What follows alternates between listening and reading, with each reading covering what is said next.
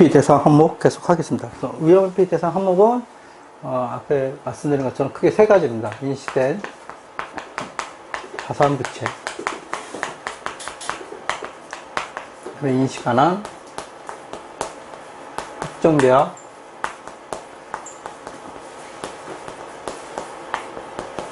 예상 거래. 세 번째, 해외 순투자. 해외 순투자. 이렇게. 실제 해외 순투자는 우리 이제 그 연결 쪽, 그 다음에 환율 변동 효과, 그쪽에서 이제 주로 다뤄주고 있고요. 뒤에 이제 좀 나오고 있긴 합니다. 그래서 주로 다뤄지는 게 이렇게 되어 있습니다.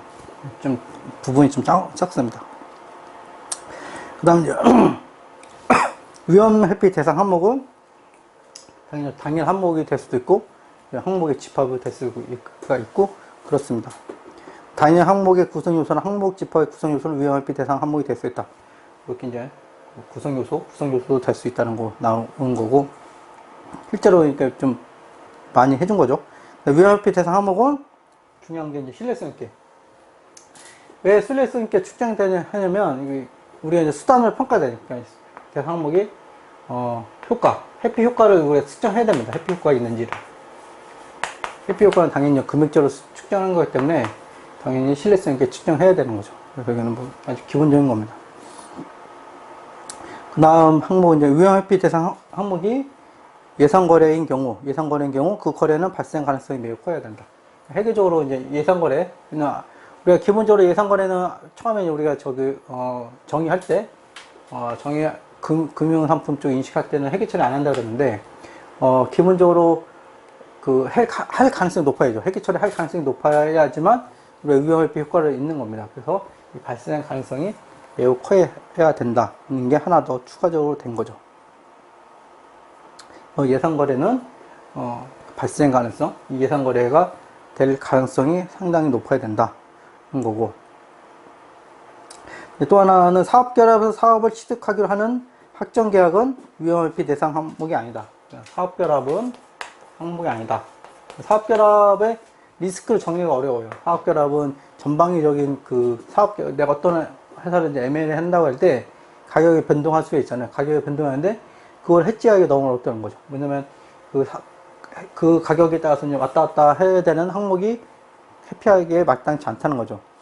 그래서 얘는 회피 대상으로 하지 않는 거예요. 사업결합에 대한 거는, 사업결합에 대한 확정계약은 회피 대상이 아니다. 다만 외화화 위험에 대해서는 위험회피 대상 항목을 지정할 수가 있다. 다만 한 위험은 해줄 수가 있다. 한 위험은 우리가 한다. 그렇지만 공정가치 위험은 하지 않는다는 겁니다. 그래서 이유는 외화 위험이 아닌 다른 회피 대상 위험은 특별하여 식별할 수도 없고 측정할 수도 없다. 우리가 이제 기본적으로 회계처리를 하려면 식별해야 되고 측정해야 되는데 그게 안 된다는 거죠. 그래서 이런 것들은 우리가 이제 회계사 같은 경우 2차 시험에 중앙시 문제로도 충분히 나올 수 있는 겁니다. 지분법도 마찬가지예요. 지분법도 우리가 그 회사의 피투자 회사의 순이익이 변동하는 것 때문에 사업결합이랑 똑같습니다. 그 사업의 리스크를 어떻게 할 수가 없잖아요. 그래서 지분법적인 투자행위도 회피 대상이 될 수가 없는 겁니다. 마찬가지로 종속기업에 대한 투자 주식도 회피 대상이 없습니다. 그러니까 사업결합, 지분법 투자 주식, 그 다음에 종속회사 주식은 뭐 성격이 비슷한 거예요. 사업에 대한 리스크이기 때문에 우리가 어떻게 할 수가 없는 겁니다. 그 다음 보시면 이제 해외 사업장 순투자 위험회피는 이와 좀 다른데, 이는 투자 지분의 공정가치 변동에 대한 공정가치 위험회피가 아니라 그러니까 앞에 사업결합도 우리가 한 위험은 대상이 된다 그랬어요. 마찬가지로 그런 이유로 해외 사업 순투자도 마찬가지로 공정가치 위험이 아니라 한 위험으로 외화 리스크죠. 한 위험으로 보기 때문에 위험회피 대상이 되는 겁니다. 그래서 실제로 이제 사업결합, 지분법, 그 다음에 종속회사, 순투자 성격이 유사한데, 우리가 해외 사업장 순투자는 우리가 기본적으로 한 위험을 관리하는 거다. 이렇게 이제 성격이 다르다. 때문에 대상이 된다고 보시면 됩니다.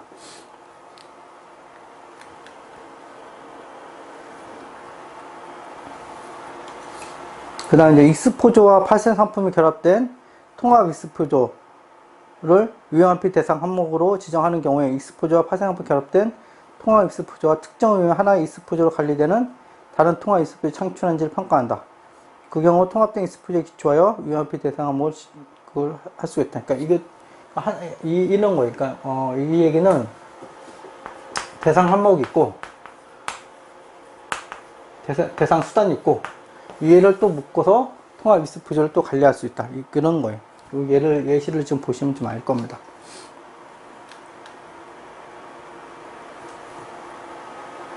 기준서를 보시면 그 예시가 자세히 나왔어요. 여러분들이 시중에 교재가 시중에 파는 교재가 있으시면 거기에 뭐 예제 같은 게 만약에 좀 별로 없다 그러면 이제 기준서 보시면 돼요. 기준서는 뭐 한국 회계 기준을 가든가 주로 거기 가시면 기준서 다 나오니까 기준서의 예시를 좀 보세요. 예시를 통해서 또 시험 문제도 교수님들 보는 건 다 기준서예요. 기준서.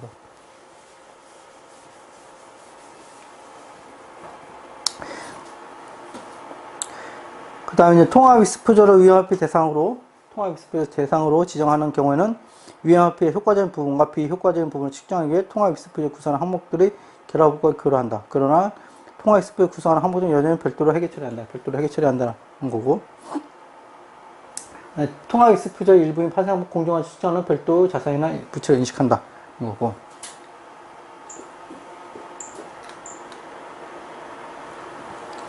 다음 보시면 위험회피 회계의 목적성, 보고기업의 외부 당사자와 관련된 자산부채, 확정계약 또는 발생 가능성이 매우 높은 예상거래만을 위험회피 대상으로 지정할 수 있다. 이건 앞에 우리가 나왔던 거 다시 한번 결합해서 해준 거죠. 앞에는 외부 당사자와의 거래만 대상으로 한다는 거고, 또 다른 하나는 위험회피 대상 항목은 인식된 자산부채가 있고 인식되지 않은 확정계약 예상거래의 순서가 있는데 이런 거 이제 묶어서 설명해 주는 거예요. 그래서 보시면 뒷부분 연결시체 내의 개별기업 사이의 거래는 연결시체 내의 개별기업의 개별재무제표나 별도재무제표에서 위험회피 대상 항목으로 지정할 수 있다. 그렇지만 그러니까 각자에서는 이제 각자의 재무제표에서는 가능한 거죠. 그렇지만 연결재무제표에서는 위험회피 대상 항목으로 지정할 수 없다. 어차피 상계되고 제거되기 때문에 의미가 없는 거예요. 그래서 성격이 다른 거죠. 이 얘기는 뭐냐면 개별에서는 이 지정해서 회계 처리한 거예요. 회계 처리했는데 연결에서는 지정할 수 없으니까 다 제거하라는 소리죠. 제거하라는 소리.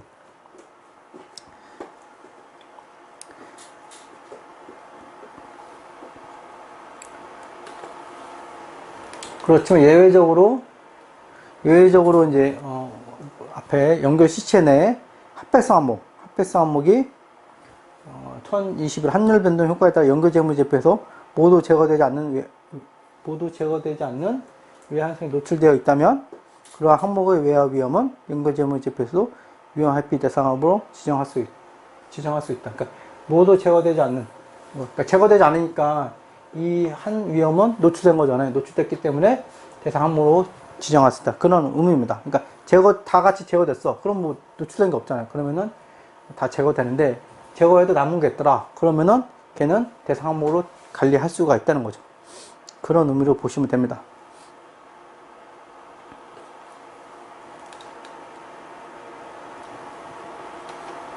그 다음은 이제 발생 가능성이 매우 큰 연결시체 내 예상거래 외화 위험. 발생 가능성이 매우 큰 연결시체 내 예상거래 외화 위험은 해당 예상거래가 거래를 체결한 기업의 기능 통화가 아닌 통화로 표시되며 외화 위협이 연결 단기손에 영향을 미친다면 연결 재무제표에서 현금 흐름 위험회피 대상으로 지정할 수 있다. 그러니까 연결 시체 내에서 이제 예상거래가 있는 거예요. 예상거래가 있는데 걔가 기능 통화 아닌 표시 통화. 그러니까 한위험이 있는 거죠. 그러니까 한위험은 좀 여러분들이 좀 보시면 알 수도 눈치챘을 수도 있는데 환율 변동 효과도 그렇고 지금 나오는 우리 발생상품 위험회피에도 그렇고 한위험에 대해서는 기준서가 약간 뭐랄까 간대하다 그러나 하여튼 간대하다 그러니까 주석 공시 이런 주석하고 공시하고 회계 처리 이런 거에 대해서 많이 언급돼요. 웬만하면은 총약으로 하고 웬만하면 노출시키는 걸 원해요. 기준서가. 그러니까 한 리스크는 우리가 과거에 이제 금융위도 많이 있고, 그래서 한 위험은 가급적이 노출시키는 것을 기준서가 많이 원하더라. 알고 계시면 될 것 같습니다. 그래서 외화 위험이 연결 단기 손익에게 미친다면 연결 재무제표에서 현금 혼합의 위험 햇빛 대상으로 지정할 수 있다는 겁니다. 그 다음에 연결 시체 내에 예상거래 위험이 연결 단기선에 미치지 않는다면 회피 대상 항목이 될 수 없다. 이거는 여러분들이 정의를 명확하게 아시면 돼요. 우리가 위험 회피 회계 위험 회피 회계가 존재 자체가 우리 단기 손익에 영향을 미치는 것을 회피하기 위해서 하는 겁니다. 그래서 연결 시체 내에 단기 손익에 영향을 미치지 되지 않는다면 당연히 대상이 될 수 없는 거예요. 여러분들이 그래서 위험회피 해결을 왜 하는지를 정확하게 인지하는 게 첫 번째입니다. 그래서 여러분들이 위험회피 해결을 처음 보실 때는 위험회피 해결가 무엇이냐 이 정의만 명확히 아셔도 성공하는 거예요.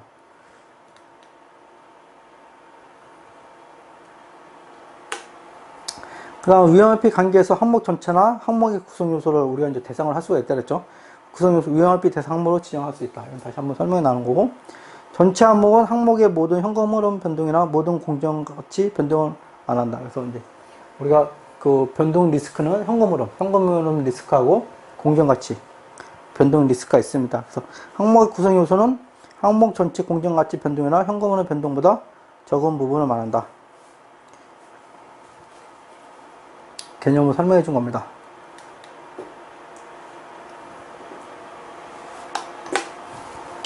그 다음 읽어보겠습니다. 구성 요소는 전체 항목보다 더 작은 위험 회피 대상 항목이다. 그렇죠?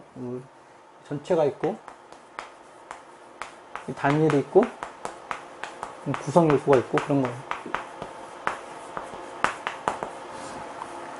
그래서 구성 요소는 항목의 위험 중 일부 위험만을 반영하거나 위험의 일부분만을 반영한다.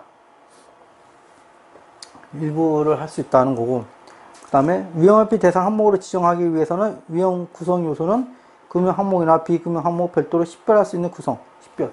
그러니까 금융이든 비용이든 관계없이 식별이 중요한 겁니다. 식별할 수 있는 구성 요소여야 하며, 위험 구성 요소의 변동으로 인한 항목의 현금 흐름이나 공정가치 변동을 신뢰성 있게 측정할 수 있어야 된다. 그래서 구성 요소는 얘가 이제 금융이나 비금융이 중요한 게 아니라 식별해야 되고 측정 가능해요. 이 일반적인 얘기가 다시 언급되고 있는 겁니다.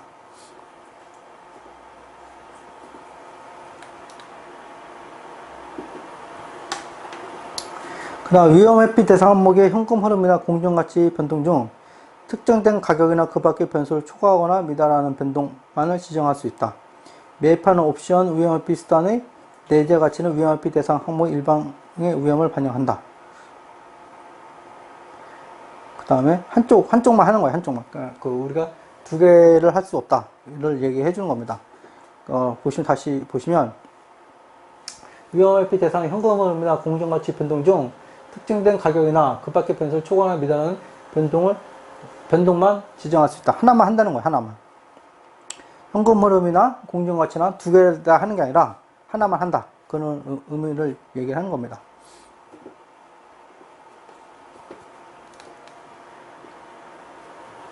위험회피 관계에서 위험회피 대상으로 지정할 수 있는 명목금액 구성 요소는 두 가지 유형이 있다.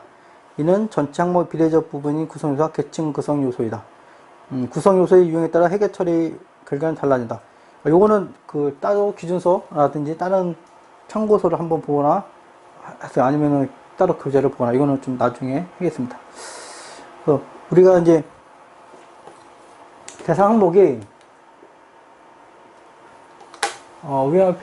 위험회피 대상 항목이 계속 나오는 게 현금 흐름, 공정가치 변동하고 현금 흐름이 있는데 둘 중에 하나만 하는 겁니다. 하나만. 둘 중에 하나. 그러니까 공정가치만 회피하든가 현금 흐름만 회피하든가 이렇게 하는 거지. 공정가치도 회피하고 현금 흐름도 회피하고 이렇게 하는 건 아니에요. 우리가 위험회피 회계에서 정하는 거는 둘 중에 하나만 하는 겁니다. 그러니까 인식된 자산 부채에서 노출된 위험이 공정가치도 있고 현금 흐름 두 가지가 있다면 둘 중에 하나만 위험회피 수단을 사용해서 제거하는 거예요. 위험회피 효과는 위험회피 효과는 위험회피 수단 공정 현금흐름 변동이 위험회피 위험회피 효과에 대해서 나오는 거죠. 아유. 지금 이제 위험회피 효과 뜻이 나오는 겁니다. 회피 효과.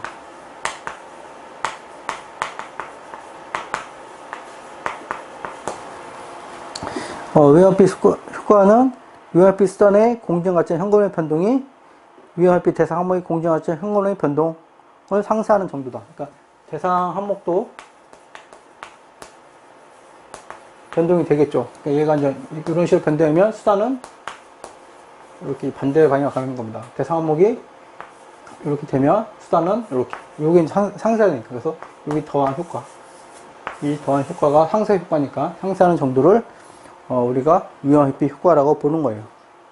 그래서 당연히 효과적인 부분이 있고 비효과적인 부분이 있을 거잖아요. 효과적인 부분이 있고 비효과적인 부분이 있을 겁니다. 그래서 보시면 이제 위험회피 비효과적인 부분은 위험회피 수단의 공정가치의 현관의 변동이 위험회피 수단의 공정가치의 현관보다 더 크거나 그러니까 얘보다 이게 더 크거나 이거보다 이렇게 훨씬 작거나 뭐 이런 의미죠. 그러니까 1대1 딱 되지 않는 경우가 나오는 거죠. 이렇게 구분하는 이유는 우리가 기타 포괄 쪽에서 현금흐름, 외화의 현금흐름에 대해서 이제 우리가, 효과적인 부분과 비효과적인 부분을 이제 하는데, 효과적인 부분은 기타 포괄 손익을 인식하고, 비효과적인 부분은 이제 단기 손익을 처리하는 게 있습니다. 그래서 효과적인 부분과 비효과적인 부분에 대해서 회계 처리하는 게 다릅니다. 그래서 이제 그 구분의 실익이 회계 처리 때문에 다르기 때문에 구분해야 되는 거예요. 그래서 효과적인 부분과 비효과적인 부분의 회계 처리가 다르다. 이런 걸 알고 계시면 됩니다.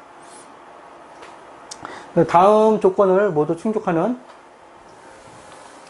위험회피 관계에 대해서만 우리가 위험회피 회계를 적용한다. 이게 이제 중요한 거죠. 다음 조건을 모두 충족하는 위험회피 관계. 그러니까 대상 항목과 수단이 있는데 이 관계가 이 조건을 충족해야지만 우리가 위험회피 회계를 적용한다 라고 보시는 겁니다. 그래서 이 개념이 여러분들이 이제 정확히 인지를 하고 계셔야 돼요. 첫 번째는 위험회피 관계는 적격한 위험회피 수단과 적격한 위험회피 대상 항목으로 구성된다. 그 다음에 두 번째는 위험회피의 개시 시점에 위험회피 관계와 위험회피를 수행하는 위험관리 목적과 전략을 공식적으로 지정하고 문서한다. 이게 좀 중요하죠. 회사에서는. 그러니까 위험회피 회계를 하려면 파생상품 계약한다 여기서 끝나는 게 아니라 전략 전책 이런 게 있어야 되는 거예요. 회사가 처음부터. 그래서 문서가 되는 거죠. 위험관리 목적과 전략을 공식적으로 지정하고 문서한다. 요게 이제 있어야 되는 거예요. 개시 시점에. 이 문서에는 위험회피 수단, 위험회피 대상 항목, 위험회피 대상의 특성과 위험회피 관계와 위험회피 효과에 대한 요구사항을 충족하는지 평가하는 방법이 포함되어야 한다. 요게 이제 중요한 거죠. 그래서 위험회피 회계 처리하면, 회사 하면, 이게 무조건 있어야 되는 겁니다.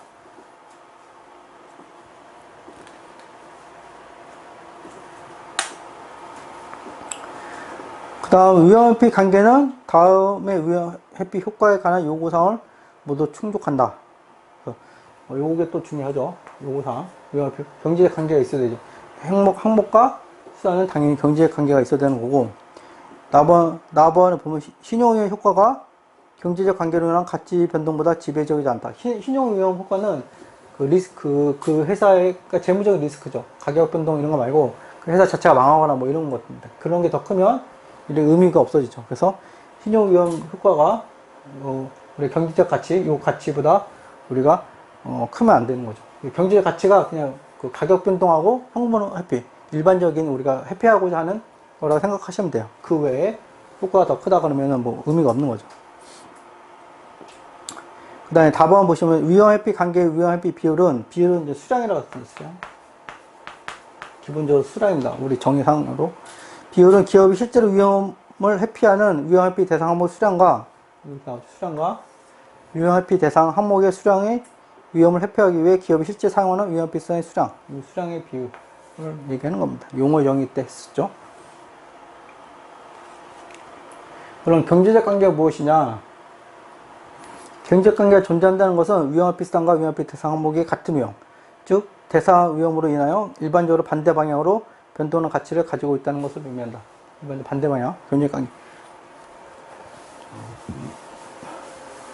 그래서 공정가치, 가격 변동하고 현금 변동이 경제적 관계로 나타나는 거예요. 그래서 얘보다 다른 아까 나왔던 신용 위험이 더 크면 얘가 별 의미가 없는 거죠. 위험을 해지한다 한들 신용 위험이 크면 끝난 거죠. 그냥 신용 위험 끝나기 때문에 신용 위험이 작아야 됩니다.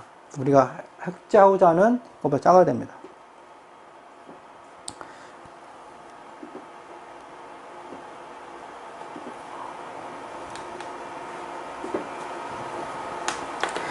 경제적 관계가 존재에 대한 판단은 위험합비 기간에 위험합비 관계가 위험 관리 목적을 달성할 것이 예상할 수 있는지를 확인해 위험합비 관계 기능 가능한 형태에 대한 분석도 포함한다.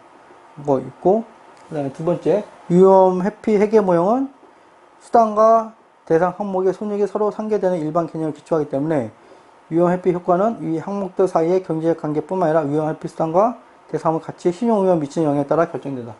요게 따라 결정된다는 거죠. 그래서 신용위험이 얘보다 크면 안 돼요. 얘보다 크면 해지의 의미가 없잖아요. 신용위험이 바로로 무너지기 때문에 해지 효과가 하나도 없어요. 그렇기 때문에 우리가 돈을 주거나 받거나 그런 것 때문에 해지를 하는 건데 상대방이 아예 돈을 주지도 못해. 그러면 가격 변동에 대해서 이제 우리 해지하는 게 아무 효용이 없잖아요.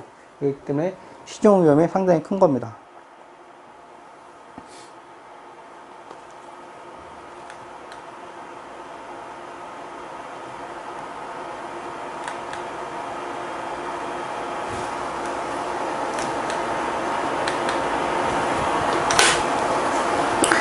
그 다음 위험회피 효과에 관한 요구사항에 따르면 위험회피 관계의 위험회피 비율은 실제로 위험회피를 하는 위험회피 대상과 수량과 그 기업이 수량을 위험회피 위해 사용하는 위험회피 수량에 따른 위험회피 비율과 같아야 된다. 1대1 이렇게 수량이 같아야 된다. 이 얘기를 하는 거예요.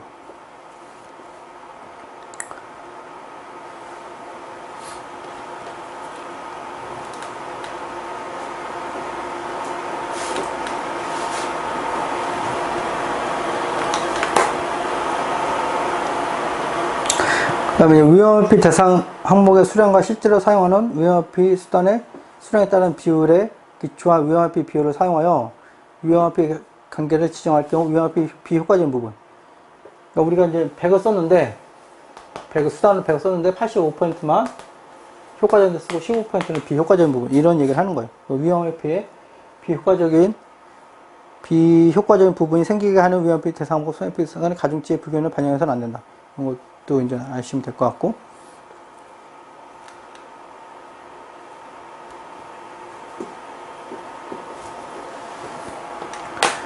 그 다음 위험회피 관계가 위험회피 효과와 요구사항을 충족하는지 여부는 위험회피 관계 개시 시점부터 지속적으로 평가한다. 이거는 이제 기술적으로 평가를 하는 겁니다.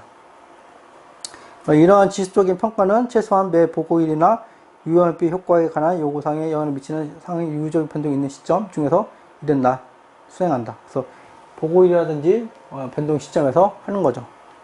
지속적으로 하는 거예요. 위험회피 회계는.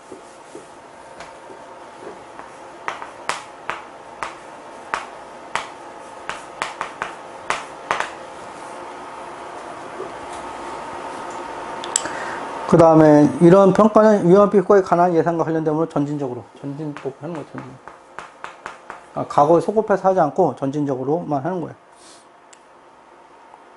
위험회피 관계가 위험회피 효과를 규정을 충족하는지 평가하는 방법은 특정하지 않는다. 회사가 하는 거죠. 그러니까 기준회사에서 이 방법을 써, 이 방법을 해 이렇게 하지 않고 이거는 회사에서 하는 겁니다.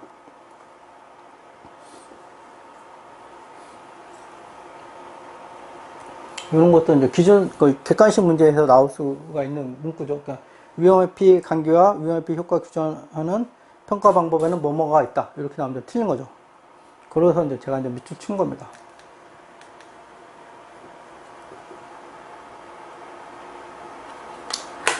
다음 이제 시험 문제, 제일 많이 나오는 부분이, 요 부분 2.5입니다. 2.5. 회계 처리하는 부분.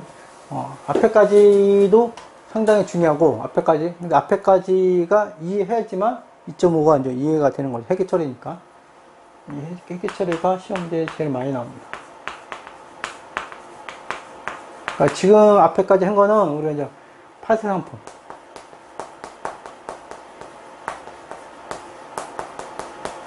파생 상품이 무엇인지 한 거고, 그 다음에 유형 회피 회계.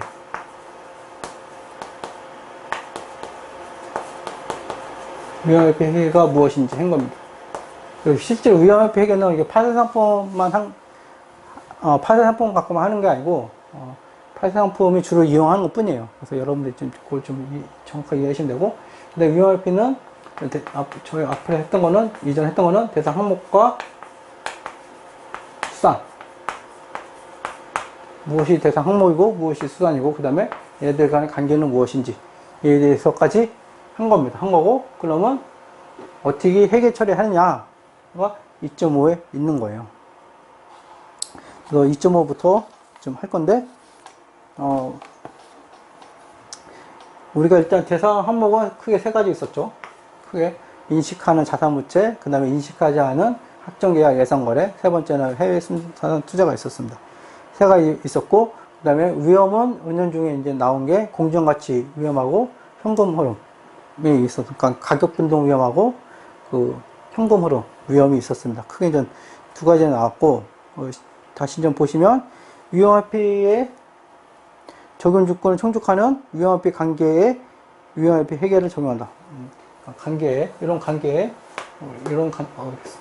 항목과 수단의 관계에 위험회피 회계를 적용한다고 하고 있고, 위험회피 회계는 무엇이 있냐 할 때 은연중에 앞에 나왔어요. 은연중에 앞에 나온 거 다시 이제 정리하는 겁니다. 보면 공정가치 위험하고 현금흐름 위험회피, 그 다음에 해외 사업장 순투자 위험회피가 있습니다.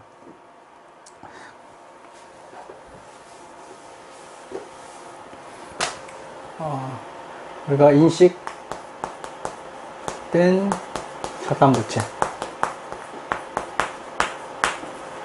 자산부채가 있었고, 그 다음에 인식 안 된 확정계약,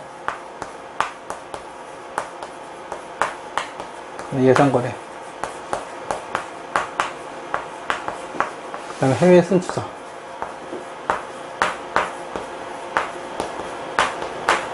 이렇게 있었고, 그 다음에 왜 이제 이렇게 판때기 있으면, 그 다음에 나온 게 첫 번째 공정가치.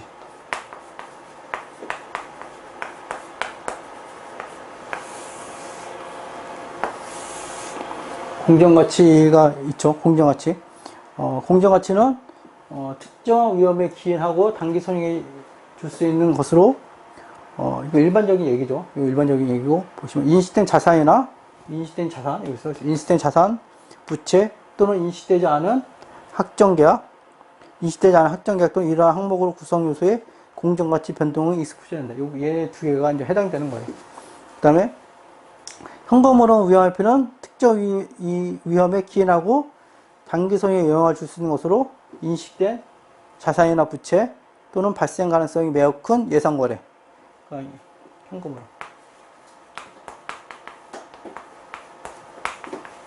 그러니까 여기는 이거 포함되고, 공정가치는 확정계. 그 다음에 현금으로표는 그 예상거래 이렇게 표현되어 있습니다.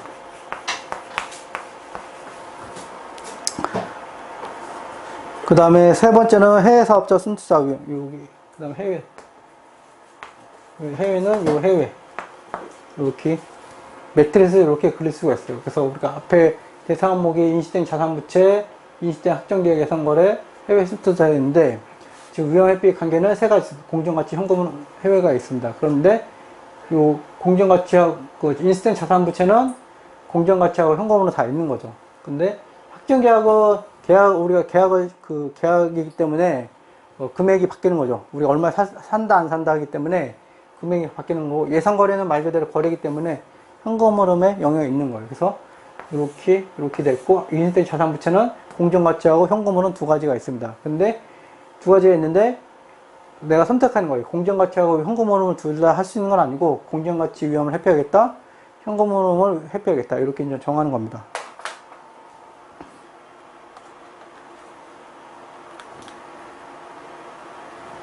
그래서 이제 공정가치 그 위험 회피의 예로 든 게 이자율 변동으로 인해서 고정금리 채무 상품의 공정가치 변동, 이스프적 위험 회피에 가는 경우가 있다. 그러한 위험 회피는 발행자나 보유자가 행할 수 있다. 이자율 변동. 이자율이 변동하면 우리가 그 채무, 사채 같은 경우는 우리가 이제 금액이 왔다 갔다 하잖아요. 그런 것들을 공정가치 위험 회피로 보는 겁니다. 그 다음에 현금흐름 회피의 목적은 위험회피 수단의 손익을 위험회피 대상 항목에서 예상되는 미래 현금흐름이 단기성 영향을 미치는 기간으로 이연하는 거다. 이건 일반적인 얘기를 쓴 거고, 현금흐름 위험회피 예로 변동금리 채무를 고정금리 채무로 변경하기 위해 수합하는 거. 변동금리하고 고정금리, 그러니까 현금흐름이 바뀌는 거잖아. 현금흐름이 바뀌는 거기 때문에 현금흐름에 대한 그 위험회피를 하는 거죠. 변동금리하고 고정금리 사이에 현금흐름이 바뀌기 때문에 이런 것들은 현금흐름 위험회피로 이제 가는 겁니다. 그 다음에 보시면 또 이연될 위험회피 수단의 손익은 상세될 기간의 단기 손익을 적절히 배분 따로 하면 될 것 같고, 그 다음에 네 번째 보시면 마지막에 보시면 이제 기타 부가 손익으로 회계 처리하는 지분 상품의 예상 매입은 현금흐름 위험회피에서 그러니까 지분 상품은 어차피 대상이 아니기 때문에 앞에 나왔던 거랑 똑같은 이유입니다.